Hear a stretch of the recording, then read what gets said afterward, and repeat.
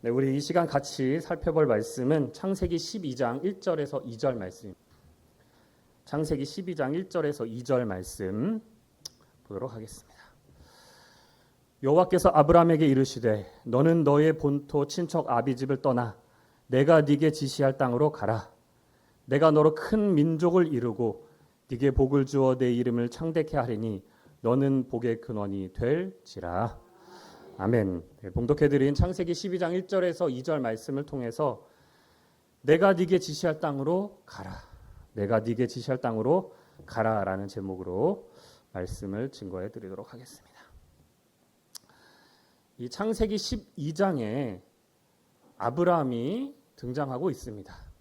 그리고 하나님이 처음 아브라함에게 너희 친척 아비집을 떠나 내게 지시할 땅으로 가라라고 하는 첫 대면과 첫 명령이 나타나는 장면이 바로 오늘 본문 말씀입니다. 아브라함은 하나님의 명령에 따라서 하나님이 지시할 땅으로 갔습니다. 가나안 땅이죠. 거기에서 정착하고 사는 그 과정들이 창세기 12장부터 해서 창세기 20장 넘어서까지 기록되고 있습니다.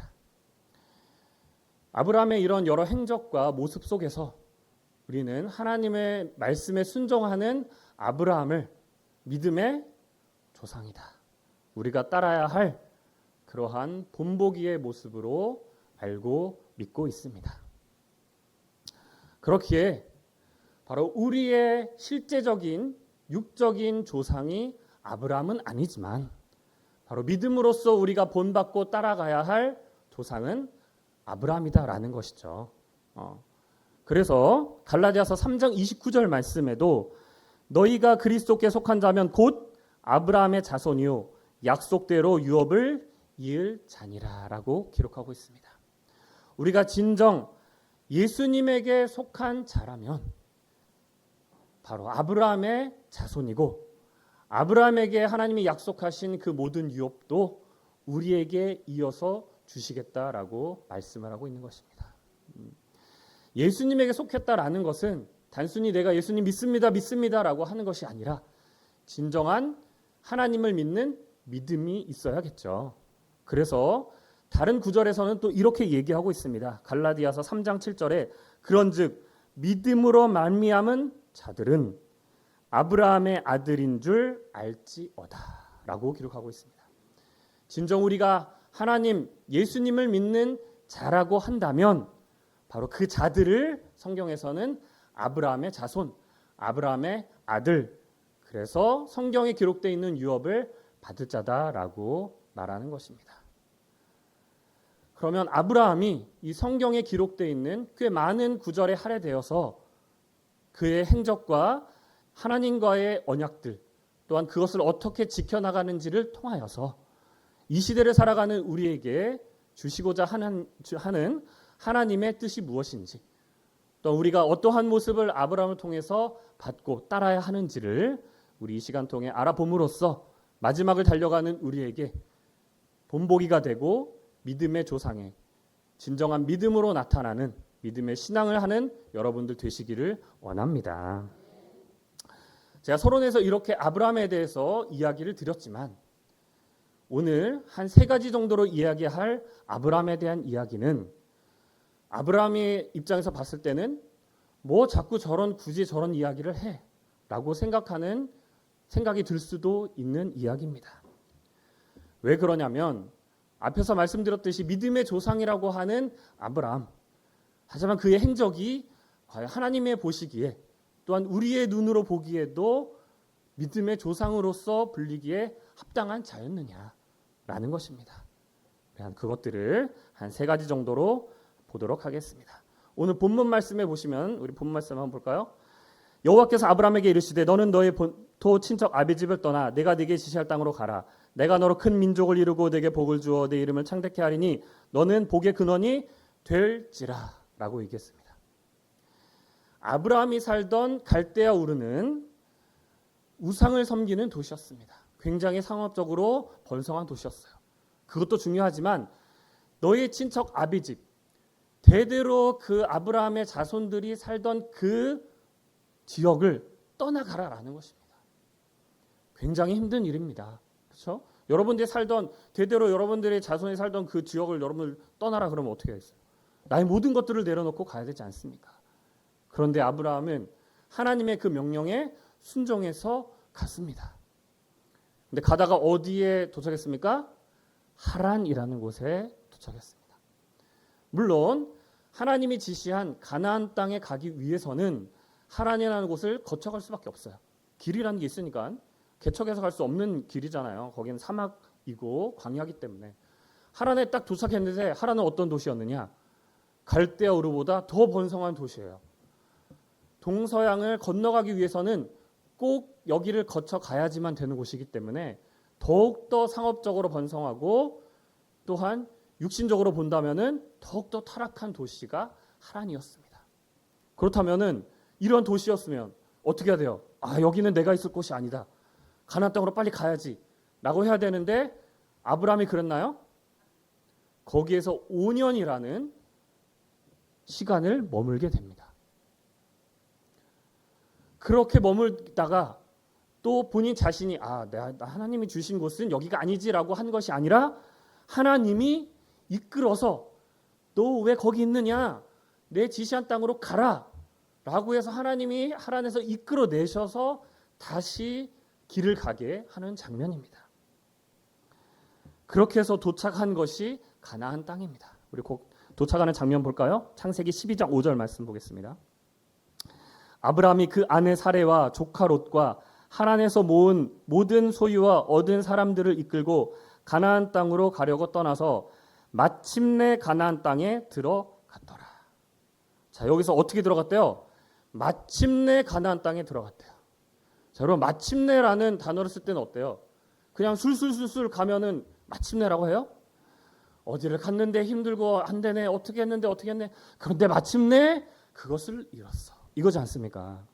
지금 그런 장면인 거예요. 하나님이 갈대우르에서 끝내서 가나안 땅으로 오는데 아브라함이 잘 따라온 거예요, 안 따라온 거예요? 어떻게 보면 잘 안 따라온 거예요. 하란에서도 머물고 하란에서 그의 아버지 데라가 죽는 일까지도 벌어지면서 끄집어내서 마침내 가나안 땅에 이끌어 주신 겁니다. 그러니까 물론 아브라함의 의지가 하나도 없었다라고는 볼 수 없지만 하나님께서 아브라함을 계속적으로 끌어주시는 그 은혜를 통하여서 아브라함이 가나안 땅에 도착한 거지, 아브라함의 순전한 순종함으로 해서 가나안 땅에만 도착한 것이 아니다라는 것. 그것을 바로 우리가 마침내 가나안 땅에 들어갔다라는 그 단어로 통하여서 우리가 생각해 볼 수가 있습니다. 자, 그럼 여러분들 생각해 보십시오.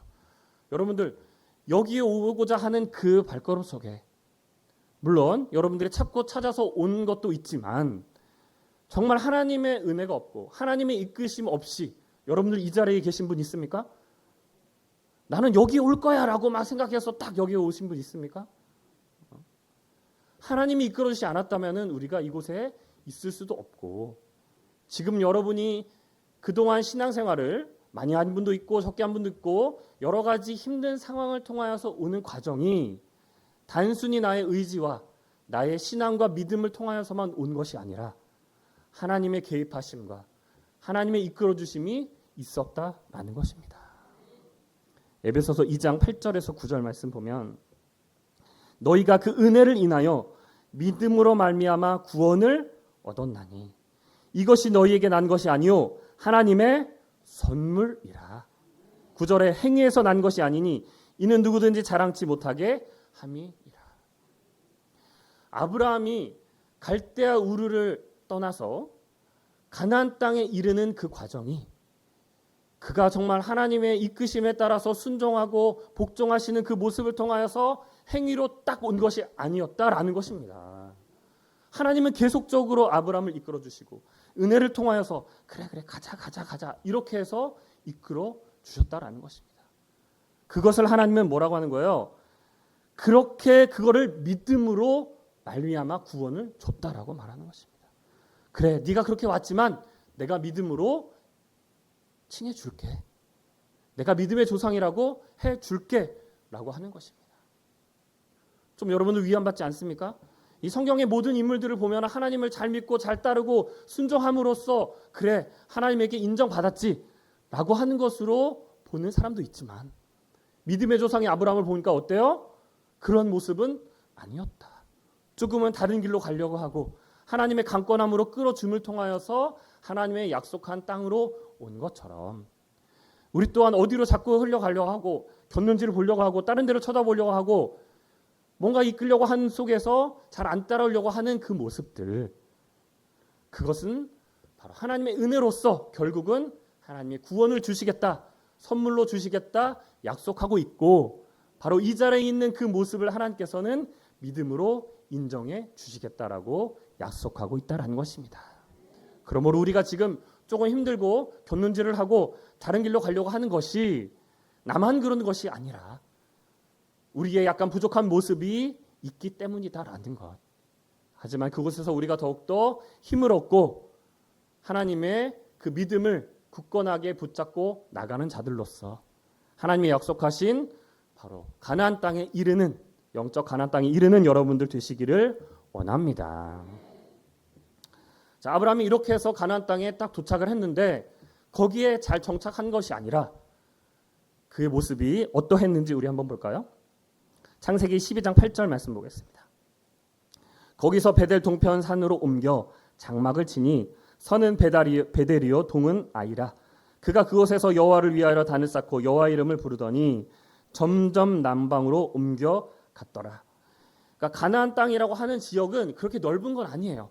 지금 말하는 이스라엘 지역보다도 굉장히 작은 지역이에요. 가나안 땅은. 그런데 지금 아브라함이 베델에서 단을 쌓고 하나님께 제사를 드리고 어떻게 했어요? 점점 남방으로 갔다라고 하고 있어요. 그렇죠? 남쪽으로 간 거예요. 그러면서 10절에 보시면 그 땅에 기근이 있으므로 아브라함이 애굽에 우거하려 하여 그리로 내려갔으니 이는 그 땅의 기근이 심하였음이니라. 그러니까 가나안 땅에 계속 비가 내리지 않아서 가뭄이 드니까 먹을 게 있어요, 없어요? 양을 칠 수 있어요, 없어요? 없으니까 점점 갔다가 어디까지 간 거예요? 애굽에까지 간 겁니다. 하나님이 약속하신 땅이 애굽이었나요? 아닙니다. 그렇죠? 근데 아브라함은 지금 가나안에 머물지 않고 애굽에 간 거예요. 물론 아브라함의 변명은 있습니다. 뭐예요? 기근이 들었지 않습니까, 하나님? 어떻게 먹고 삽니까? 하나님이 약속하신 땅에 왔는데 제가 뭘 먹고 살 수가 없지 않습니까? 그래서 어쩔 수 없이 애굽에 갔습니다. 라고 할 수도 있어요. 그렇죠? 그런데 이 애굽이라는 것이 그 당시 어떤 곳이었습니까? 세계를 제패하던 곳이 애굽이었습니다. 지금의 국가로 본다면 이집트. 그렇죠? 그곳에는 세계를 제패하는 모든 것들이 있지만 하나님을 섬기지 못하는 우상을 섬기고 또한 재물을 섬기고 육신적인 것을 쫓는 그 모든 것들의 총집합체가 또 뭐예요? 애굽인 것입니다. 그곳에 아브라함이 또 간 거예요. 이 시대의 애굽은 어떠한 곳입니까? 이사야 31장 3절 말씀에 애굽은 사람이요 신이 아니며 그 말들은 육체요 영이 아니라 여호와께서 그 손을 드시면 돕는 자도 넘어지며 도움을 받는 자도 엎드려져서 다 함께 멸망하니라. 애굽은 사람이라는 거예요. 어떠한 도시를 말하고 국가를 말하고 그게 아니라 사람들이 사는 이 세상을 가리켜서 애굽으로 비유하고 있다는 것입니다. 여러분들 이 세상은 어떤 곳입니까? 물질 만능주의가 넘치는 곳이 이 세상이고 인본주의가 넘치는 것이 세상입니다. 돈만 있으면 못할 것이 없는 것이 이 세상 아닙니까? 그런 곳에 아브라함이 갔다라는 것입니다. 여러분들 어떻습니까? 하나님의 말씀을 들으러 이곳에 왔는데 자꾸 어디로 가려게 돼요? 한 발이 자꾸 나는 안 가려고 그러는데 가게 되고 나도 생활을 해야 되는데 어떻게 애굽에 안 갑니까? 세상에 안 갑니까? 변명할 수 있습니다. 그렇죠? 우리는 사람이니까 그럴 수 있어요. 아브라함도 그랬지 않습니까? 그런데 아브라함은 어떠했느냐? 그렇게 한 모습 속에서 다시 하나님의 이끌음을 통해서 가나안 땅에 오게 됩니다. 그 모습을 한번 볼까요? 창세기 13장 8절 볼게요. 아브라함이 롯에게 이르되 우리는 한 고륙이라 나나 너나 내 목자나 네 목자나 서로 다투게 말자. 네 앞에 온 땅이 있지 아니하냐. 나를 떠나라. 네가 좌하면 나는 우하고 네가 우하면 나는 좌하리라. 그러니까 지금 애굽에 갔다가 이제 거기에서 이제 어떤 사건이 있고 이제 그건 다음에 말씀드리고 다시 이제 가나안 땅에 오게 됩니다. 그런데 조카 롯과 함께 있다 보니까 아브라함의 목자들과 그러니까 양을 치는 목자들과 롯의 목자들이 다투게 됩니다. 왜냐하면은 먹을 것은 한정되어 있는데 양은 많고 또한 사람들이 많게 되니까 분쟁이 일어나게 됩니다. 그래서 이제 아브라함이 그래 이제는 우리가 따로 살아야겠다. 그러면 롯 네가 정해라. 네가 이쪽으로 가게 되면 나는 이쪽으로 가고 네가 반대편으로 가면 나는 그 반대편으로 가겠다라고 이야기하는 장면입니다. 그러니까 롯이 10절에 이에 롯이 눈을 들어 요단 들을 바라본즉 소알까지 온 땅에 물이 넉넉하니 여호와께서 소돔과 고모라를 멸하시기 전이었는고로 여호와의 동상 같고 애굽 땅과 같았더라. 롯이 보니까 저 요단부터 쭉 이어진 저 소알이 아주 물이 넉넉해서 양을 치기에도 좋고 사람 살기에 좋은 곳이니까 그곳을 택하게 됩니다. 그런데 그곳은 어떠한 곳이었대요? 여호와의 동상 같고 애굽 땅과 같았더라. 지금 어디 있다 왔어요? 지금 애굽에 있다 왔는데 애굽과 같다라는 건 뭐예요? 육신적으로 봤을 때는 살기 좋은 거지만 영적으로 봤을 때는 타락한 도시였다라는 것을 말하고 있는 것입니다. 롯은 그곳을 택했다라는 거예요. 그런데 그럼 아브라함은 어떻게 했느냐? 12절에 아브라함은 가나안 땅에 거하였고 라고 말합니다. 결국 육신을 따라서 애굽에 갔었지만 그의 종착역은 어디였다는 거예요? 가나안 땅이었다라는 것입니다. 롯은 육신적으로 살기 좋은 곳을 택했지만 아브라함은 하나님이 약속하신 가나안 땅에 정착하기로 했다라는 것입니다. 사랑하는 여러분들이 이곳에 왔을 때 계속 한눈 팔지 않고 쭉 달려온 분들 계실 수도 있습니다. 하지만 어때요? 세상을 바라보고 육신을 바라보고 좀 더 뭔가 물질을 바라보는 그러한 모습 속에서 내 자신을 질타하고 내가 왜 이러지? 라고 여러분들이 속상해하고 안타까운 그러한 심정이 들 때도 있었을 것입니다. 그런데 여러분들 아브라함도 어땠어요? 약속하신 땅에 왔지만 세상을 바라보고 세상에 갔다 왔다라는 것입니다. 그러나 아브라함은 종국에는 하나님의 약속한 가나안 땅에 정착하고 거기에 머물렀던 것 같이 여러분들도 잠시 한눈을 팔고 세상을 바라볼 수 있지만 끝에는 하나님이 약속하신 하나님이 지시한 땅에 머무는 자들로 여러분들 축복 받으시기를 진심으로 원합니다. 자, 아까 아브라함이 애굽에 내려갔을 때 어떠한 일이 있었습니까? 가자마자 자기 아내 사라를 어떻게 했어요? 애굽 왕에게 줬습니다. 누이라고 속이고 뭐 아주 원칙적으로 본다면 누이도 맞긴 해요. 그렇죠? 한데 아브라함이 정말 나 누이니까 드립니다. 이런 마음이었을까요? 자신의 목숨을 보존하기 위해서 그랬다는 거예요. 그 당시 애굽의 관습은 어떠한 것이었느냐? 남자가 어떤 여자를 마음에 들어해요. 근데 그 사람이 결혼을 했든 안 했든 내가 원하면은 힘으로 그 남편을 죽이고 취할 수가 있어요.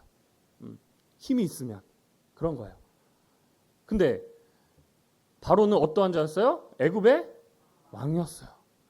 바로보다 더 센 사람이 있어요? 그러니까 아브라함은 어떻게 해요? 바로 머리 숙인 거예요. 여기 내 아내 아닙니다. 그러한 자였다는 거예요. 근데 그거를 자기 아내 사라를 몇 번이나 그렇게 팔았어요? 2번이나. 나중에 그랄 왕 아비멜렉에게도 그랬다는 것입니다. 그렇게 육신적으로 보면은 나약하고 연약한 자가 아브라함이었다라는 것입니다. 또 하나님께서는 아브라함에게 자식을 주겠다라고 몇 번이고 약속하십니다. 그리고 네 자손이 하늘의 별과 같이 바다의 모래같이 많을 것이다 라고 약속해 주셨습니다. 그렇죠? 자, 우리 그 말씀 한번 볼까요? 창세기 15장 4절 말씀 볼게요. 여호와의 말씀이 그에게 임하여 가라사대 그 사람은 너의 후사가 아니라 내 몸에서 날 자가 내 후사가 되리라 하시고 그를 이끌고 밖으로 나가 가라사대 하늘을 우러러 무변을 셀 수 있나 보라. 또 그에게 이르시되 네 자손이 이와 같으리라. 하나님이 그렇게 너에게 자식이 있을 거야. 내 몸에서 난 자가 내 후사가 될 거야 라고 말했는데 누구를 지금 자식을 얻었어요? 사라의 몸종 하갈을 통해서 이스마엘을 얻었어요. 하나님이 원하는 모습이었습니까? 하나님은 사라를 통하여서 자식을 줄 거야 라고 약속을 하셨는데 지금 나 자식이 없으니까 이러다가 나 자식 없이 죽겠는데 하니까 어떻게 해요? 하갈을 통해서 이스마엘을 얻은 거예요. 그러니까 하나님이 지금 그 얘기를 하는 거예요. 아니 그 이스마엘이 네 자식이 아니라니까 네 몸의 후사를 통하여서 줄 거야. 그걸 통하여서 하늘의 별과 같이 네 자손이 많게 될 거야 라고 하는 겁니다. 그런데 아브라함은 그걸 믿었습니까? 그렇지 않습니다. 하나님이 나중에 나타나서 명년 이때 네 자식이 있을 거야 라고 하니까 아브라함과 사라가 어땠어요?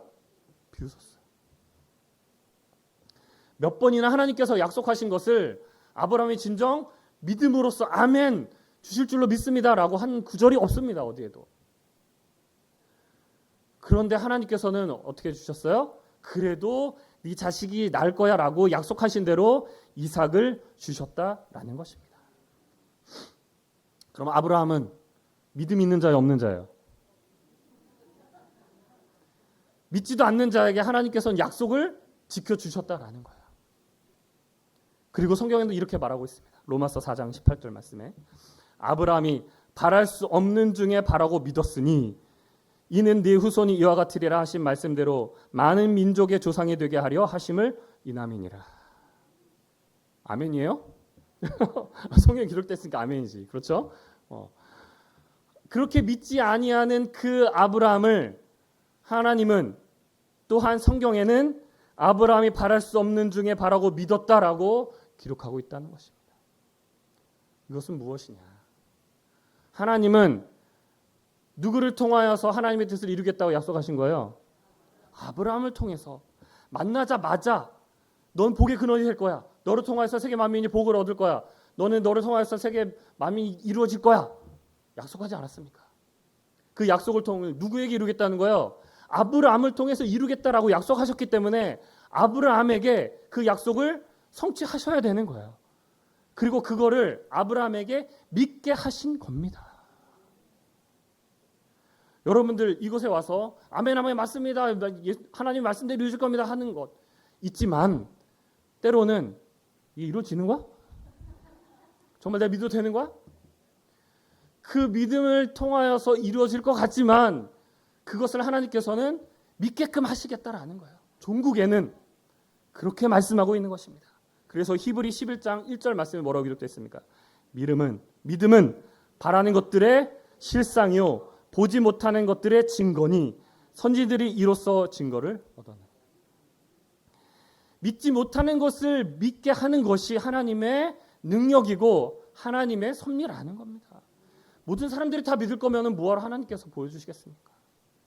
바로 아브라함이 그렇게 믿지 못하는 그 속에서 하나님께서는 약속을 통하여서 이룬 것처럼 마지막에 하나님께서 이루시고자 하는 그 뜻도 믿지 못하는 자들, 우리들 그렇게 의심 많고 모든 걸 믿지 못하는 지혜로서 하나님의 말씀을 줘도 이게 진짜 무슨 얘기야? 이해 못하는 우리를 통하여서 하나님께서는 믿게 하시고 그 뜻을 성취하시겠다라는 것입니다. 그렇게 아브라함이 하나님이 믿지 못하는 그 아브라함을 믿게 하심으로써 결국에 그의 믿음의 종국의 모습은 무엇이었습니까? 사랑하는 독자 아들을 바치는 모습으로 나타났다라는 것입니다. 창세기 22장 16절 말씀 가서 볼까요?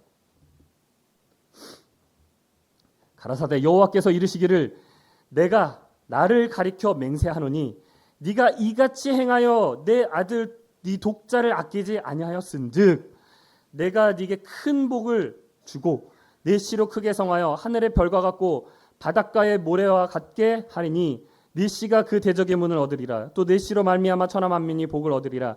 이는 네가 나의 말을 준행하였음이니라 하셨다 하니라. 하나님께서 뭐라 그래요? 네가 독자 이삭을 나한테 바쳤으니까 그래, 너가 그 큰 믿음을 통하여서 내가 복을 주고 저 바닷가의 모래같이 하늘의 별과 같이 내 씨가 대적의 문을 얻을 거야. 네가 나의 말을 준행했으니까. 그런데 하나님이 이렇게 지켰기 때문에 내가 복을 주고 네 씨가 대적의 문을 얻을 거야 라고 한 것이 아닙니다. 하나님이 이미 아브라함에게 처음 나타나셨을 때 그 말씀하셨어요. 우리 본문 말씀에 그렇게 있지 않습니까? 넌 복의 근원이 될 거야. 너는 많은 세계천하 만민이 너의 복을 얻을 거야. 이미 만나자마자 하신 얘기예요. 약속이에요. 그렇지 않습니까? 아브라함은 아무런 행동도 하지 않고 믿음의 모습을 보이지도 않았을 때 하나님께서는 그 약속을 해주셨습니다. 아브라함이 그동안에 보였던 모습이 하나님의 보시기에 부족하고 믿음이 없는 모습이었지만 독자 이삭을 바치는 그 모습 속에서 하나님께서는 처음에 했던 그 약속을 다시 이야기하고 계시는 겁니다. 여러분들이 이 자리에 왔을 때 믿음이 없고 하나님의 말씀을 하나들 모를 그때 하나님께서는 여러분들에게 약속하신 겁니다. 너를 통하여서 내가 하나님의 뜻을 이룰 거야. 너를 통하여서 그 뜻을 이루는데 너를 쓸 거야 라고 하나님께서는 얘기하신 겁니다. 여러분들의 믿음을 보고 얘기하신 것이 아니라 여러분들이 앞으로 나올 그 믿음을 미리 아신 거로 말씀하신 겁니다. 내가 지금 믿음은 부족하지만 내가 지금은 자꾸 세상의 돌리는 눈을 보고 있지만 종국에는 바로 하나님께서는 여러분들이 마지막에 보이는 그 진정한 믿음의 모습을 통하여서 이루겠다라는 것을 처음에 여러분들에게 약속하신다라는 것입니다. 아브라함에게 보여주셨던 그 약속같이 바로 여러분을 통해서 꼭 이루실 줄로 믿습니다. 우리 이사야 43장 1절 말씀 볼까요? 야곱아, 너를 창조하신 여호와께서 이제 말씀하시느니라. 야곱은 어떠한 자였습니까? 팥죽 한 그릇으로 장자권을 뺏은 자입니다. 이삭이 마지막 장자의 축복을 할 때 이삭과 형 에서를 속여서 축복을 받은 자가 야곱입니다. 그래서 도망자였습니다. 그 자에게 하나님은 모든 사람들이 보기에 야곱은 시탄받을 자입니다. 속이는 사기꾼입니다. 그런데 하나님은 그를 택하여서 하나님의 뜻을 이루겠다라고 말씀하십니다. 그가 도망자일 때 하나님께서는 약속하고 계시는 거였습니다. 결국은 야곱이 어떠한 자로 나타날 것을 알고 계셨기 때문입니다. 그렇지 않습니까? 계속 말씀 보실까요?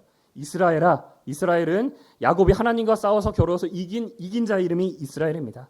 너를 조성하신 자가 이제 말씀하시느니라. 너는 두려워 말라. 내가 너를 구속하였고 내가 너를 지명하여 불렀나니 너는 내 것이라. 하나님께서 아브라함에게 보이셨던 그 모습, 야곱에게 약속하신 그 약속들, 그 처음 약속들은 그들이 믿음의 모습을 보였을 때가 아니었던 것입니다. 그들의 그 과정 속에서 하나님에게 믿음의 모습을 보였기 때문이 아닙니다. 하나님이 아브라함과 야곱에게 먼저 약속하셨기 때문입니다. 여러분들이 믿음의 모습을 보였기 때문에 여러분들에게 약속해 주시고 여러분들을 불러주신 것이 아닙니다. 그냥 여러분들에게 하나님이 약속해 주신 겁니다. 왜? 내가 너를 지명하여 불렀고 내 것이기 때문입니다. 사랑하는 여러분들, 진정 지금 여러분들이 하나님 보시기에 또한 모든 사람들이 보기에 부족할 수 있습니다. 당연히 부족합니다. 하지만 그 모습 속에서 여러분들에게는 주신 것은 하나님의 약속을 붙잡고 나간다면 마지막 이 시대에 이룰 하나님의 그 모든 것들 누구를 통해서 이루겠습니까? 바로 여러분을 통해서 이루시겠다라고 약속하셨기 때문입니다. 사랑하는 성도 여러분들, 아브라함의 모습을 통해서 야곱의 모습을 통해서 보여주신 것은 마지막 하나님의 이루실 뜻이다라는 것. 그 약속을 끝까지 붙잡고 믿음으로써 나타난 자들로서 내가 하나님이 네게 오늘 여러분들에게 지시할 땅으로 가라라고 하신 그 약속을 이루는 여러분들로 나타나시기를 예수 그리스도의 이름으로 간절히 축원드립니다. 이것으로 말씀 마치겠습니다. 고맙습니다.